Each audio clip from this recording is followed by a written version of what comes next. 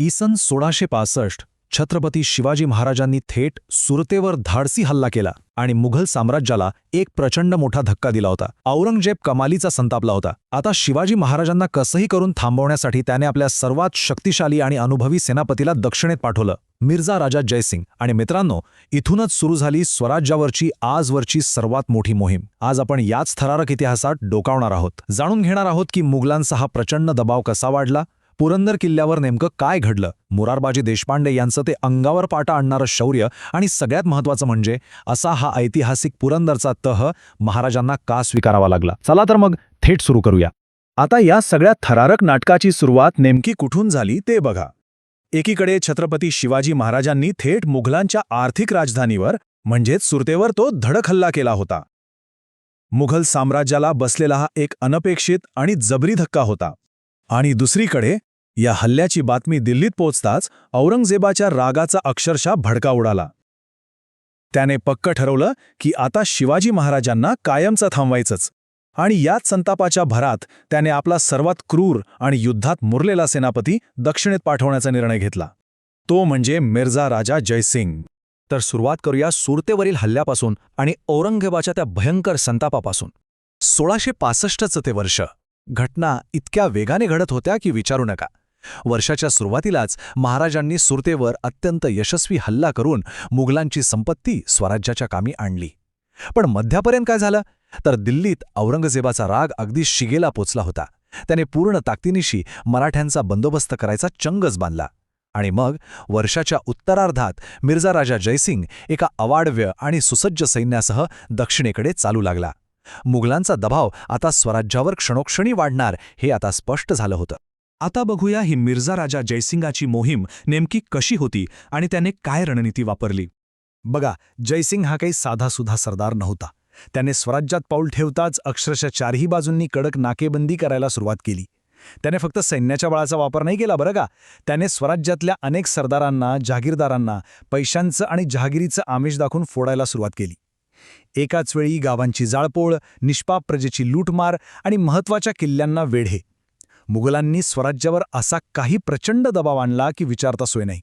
ही स्वराज्यावरची आजवरची सर्वात भयंकर मोहीम होती. मराठा साम्राज्याची चहूबाजूंनी कोंडी होत चालली होती.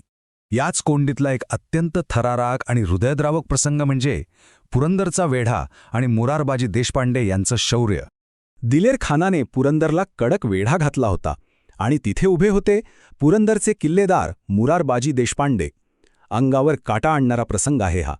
अफाट मुघल सैन्यासमोर मोरारबाजी आणि त्यांचे ते मूठभर मावळे अक्षरशः छातीचा कोट करून उभे राहिले. स्वतः मोरारबाजींनी हातात नंगी तलवार घेऊन मुघल सैन्याची जी काही कत्तल उडवली आहे ना, साक्षात दिलेर खानही त्यांचं ते रौद्र रूप पाहून थक्क झाला. त्याने त्यांना जहागिरीचं आमिष दाखवलं. पण मोरारबाजी काय म्हणाले माहितीये? तुझी जहागिरी मला काय हवी, मी शिवाजी महाराजांचा शिपाई आहे, अशी गर्जना करत त्यांनी मृत्यूला कवटाळलं. पण मागे हटले नाहीत. त्यांच्या या अतुलनीय शौर्याला खरोखरच आपला त्रिवार मुजरा. पण मग एवढं सगळं होऊनही महाराजांना हा तह का स्वीकारावा लागला? तुम्हीच विचार करा. छत्रपती शिवाजी महाराजांसारख्या विजयी आणि अजिंक्य राजाला, ज्यांचे मावळे जीवावर उदार होऊन लढतायत, त्यांना हा तह का करावा लागला असेल? याचं उत्तर भावनेमध्ये नाही तर त्यावेळच्या अत्यंत कठोर वास्तवात दडलेलं आहे. मुघलांच्या आक्रमणाने स्वराज्यातली रयत होरपळून निघत होती. मुघलांचं सैन्य लाखांच्या घरात होतं आणि आपलं सैन्य त्या मानाने खूपच कमी. कितीही शौर्य दाखवलं तरी केवळ बळासमोर निभावं लागणं कठीण होतं. आपल्या प्रजेचे, त्या शूर मावळ्यांचे प्राण वाचवण्यासाठी आणि सगळ्यात महत्त्वाचं म्हणजे स्वराज्य नावाचं हे छोटंसं रोपटं कायमचं नष्ट होण्यापासून वाचवण्यासाठी युद्ध कुठेतरी थांबवणं गरजेचं होतं. हीच ती कठोर पण आवश्यक रणनीती होती. आता पाहूया या पुरंदरच्या तहाच्या अटी नेमक्या काय होत्या आणि त्यामुळे काय बदललं.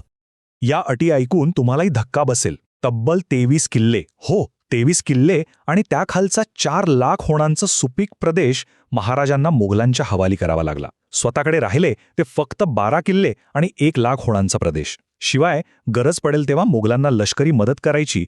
आणि एवढंच नाही तर महाराजांचे पुत्र बाळराजे संभाजी यांना मुघल दरबारात 5,000ची मनसब म्हणजे लष्करी हुद्दा स्वीकारावा लागला. केवढा मोठा त्याग होता हा. स्वराज्याचा एक प्रचंड मोठा हिस्सा एका क्षणात हातातून गेला होता. पण मगाशी म्हटल्यासारखं स्वराज्य जिवंत ठेवण्यासाठी दिलेली ही एक मोठी आणि आवश्यक किंमत होती. आणि म्हणूनच हा शेवटचा आणि सर्वात महत्त्वाचा प्रश्न उभा राहतो, हा तह पराभव होता की महाराजांची दूरदृष्टी? खरंच हा मराठ्यांचा पराभव होता का? तर अजिबात नाही. 2 पावलं मागे घेतल्याशिवाय वाघाला लांबची झेप घेताच येत नाही.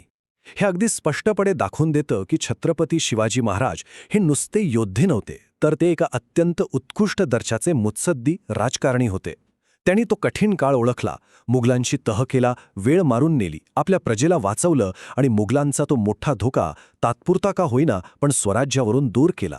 ही केवळ हार नव्हती मित्रांनो, ही तर स्वराज्य टिकवण्यासाठी आणि भविष्यात दुप्पट ताकदीनं उसळी मारण्यासाठी खेळलेली एक अत्यंत हुशार आणि दूरदृष्टीची खेळी होती. शेवटी पुरंदरचा तह आपल्याला हेच शिकवतो की मोठ्या संघर्षात कधीकधी थांबून शांतपणे विचार करून निर्णय घ्यावे लागतात. आणि कमाल बघा, महाराजांनी तहात दिलेले ते 23 किल्ले काही वर्षांतच स्वतःच्या सामर्थ्यावर पुन्हा जिंकून घेतले आणि मराठा साम्राज्य अधिक प्रबळ बनून उभं राहिलं. ध्येय जर पवित्र आणि ठाम असेल ना, तर घेतलेली तात्पुरती माघार हा कधीच पराभव नसतो. मराठ्यांचा हा इतिहास आणि छत्रपतींची ही अफाट बुद्धिमत्ता खरोखरच थक्क करणारी आहे. हा इतिहास आपल्याला नुसता वाचायचा नाहीये, तर तो समजून घ्यायचा आहे. याच प्रेरणादायी विचारासोबत आपण आज इथेच थांबूया. पुन्हा भेटूया अशाच एका ऐतिहासिक प्रवासात. जय भवानी, जय शिवाजी.